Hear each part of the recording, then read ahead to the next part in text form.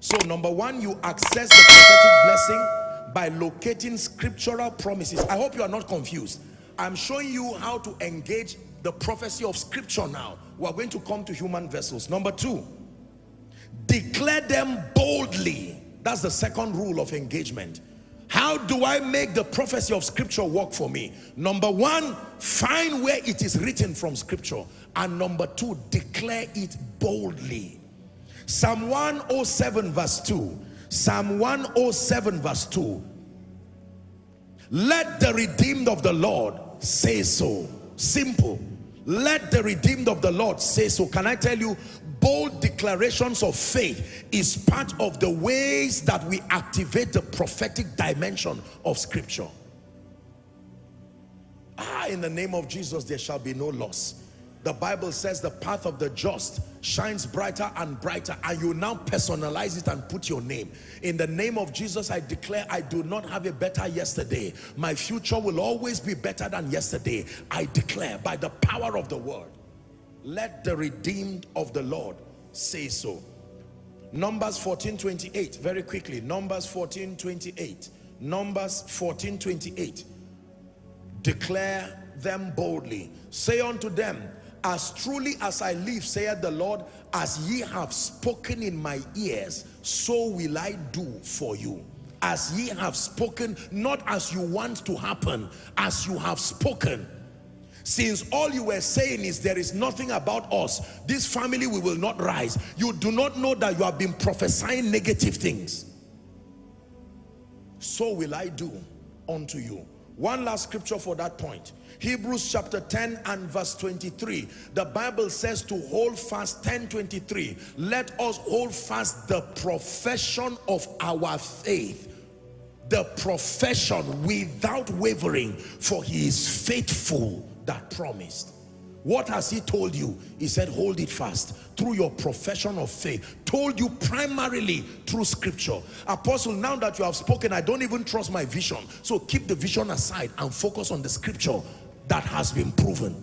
While you fine-tune your vision, you can be sure that you will not go wrong with scripture.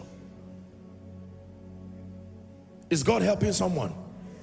So number one, access the scriptural promises in the area of concern. Number two, declare them boldly. Number three, write please quickly. Obediently fulfill the conditions tied to their manifestation. Obediently fulfill the conditions that are tied to their manifestation. Obediently fulfill the conditions that are tied to the manifestation of that promise. Don't assume that because you spoke it will happen. Every promise of scripture has a participatory condition to activate the prophetic power that resides within it. And let me tell you the truth, the prophetic power that is resident in scripture will only be manifest at the instance of your obedience. Obediently fulfill the conditions tied to their manifestations. Deuteronomy chapter 28, 1 and 2, popular scripture.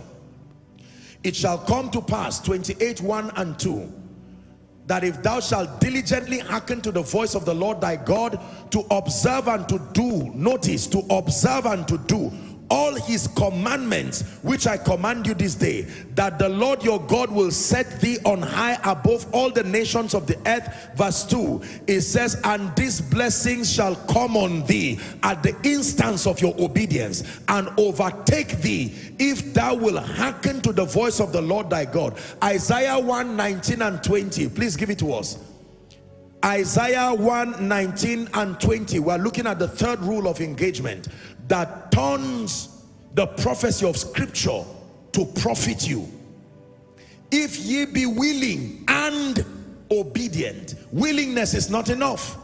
Obedient, ye shall eat the good of the land. Verse 20, it says, but if ye refuse and rebel, ye shall be devoured with the sword, for the mouth of the Lord has spoken it. So you want the prophecy of scripture to work for you? Number one, locate from scripture. Listen, every time Koinonia learn this, let this be a modus operandi for your managing challenges and turning negative things into victory. The moment you are in any negative situation, please minimize lamentation. Go straight to scripture. What has the word of God said concerning this condition? Your life still remains at a risk until you find at least 2 or 3 scriptures. As simple as this is, there are people who have felt too proud to follow the simplicity of this protocol, now to their detriment. You ask me, what is the basis for your confidence in this ministry? I'm not just going to say because the leaders love me or because I love them. As wonderful as these things are, I will show you scriptures that represent the basis. Man of God, what is the basis of your confidence for continuity in ministry? What makes you believe that this Christmas, Koinonia, what makes you think that you will come back next year here? God forbid I will not die. I agree. What is your basis? Ask the devil now. Don't tell me ask the devil. What is the basis of your confidence? Bold face is only a recipe for disaster. Surround yourself with scripture. And then number 2, declare it boldly.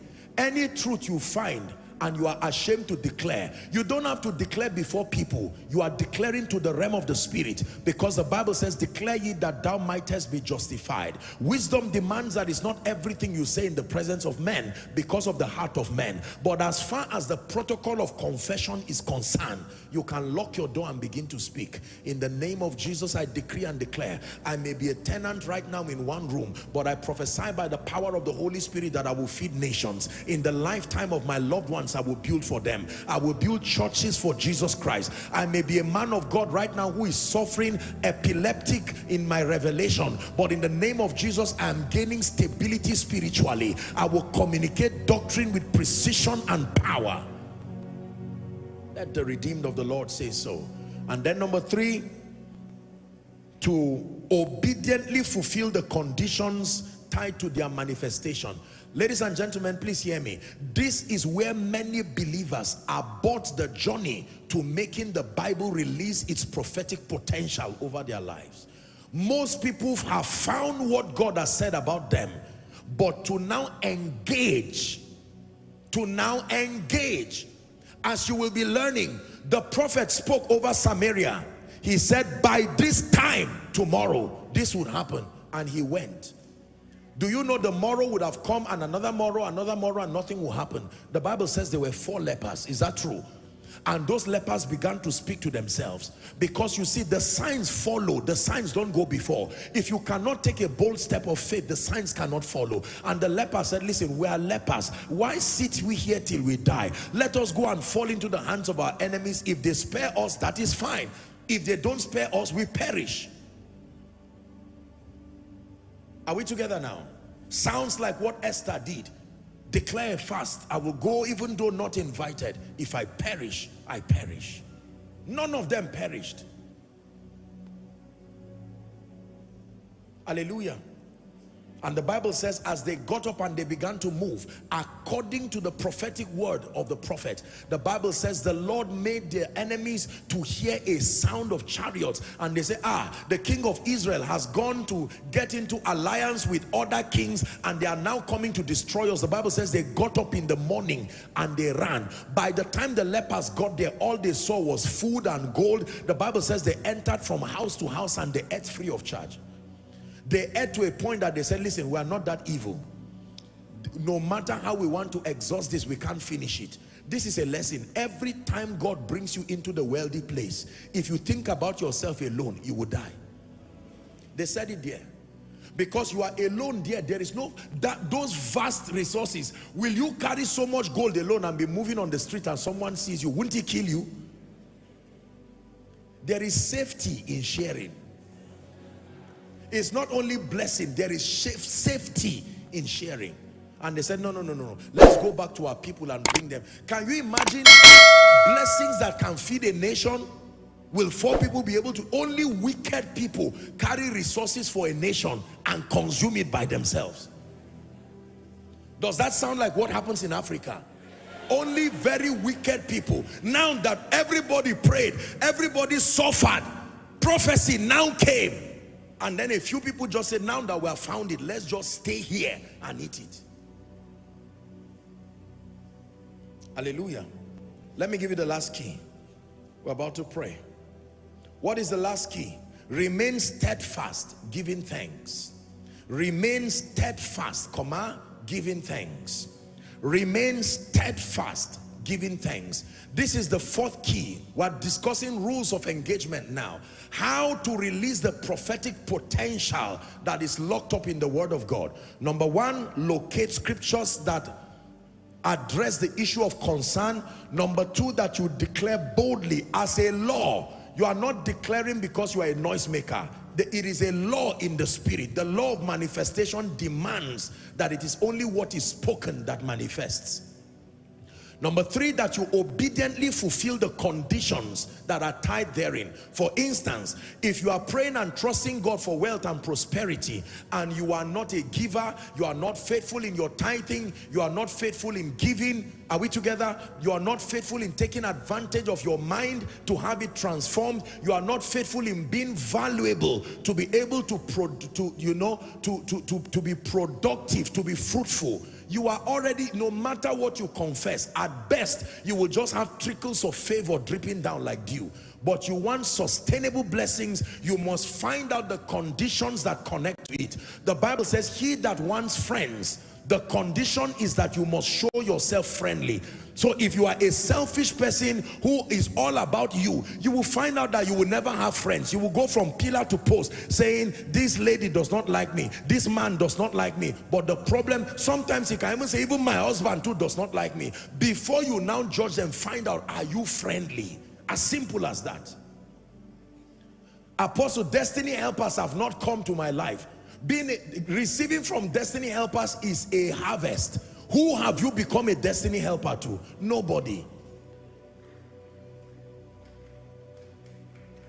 You can clap. Some of you want to clap. Please clap, because that is a revelation for you. It is amazing how many people will not give many things they want given to them. Are we together now? Please listen.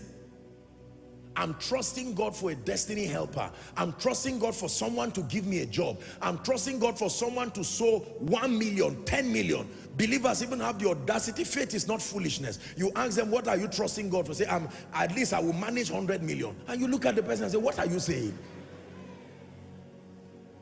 And yet that person's mother or father is crying in the village, and the 2 million that you have, even 10,000 you cannot take from it. God is not a fool. You will reap what you sowed, not what you want. Nobody reaps what they want. They reap what they sowed. So make sure that what you want becomes what you are sowing.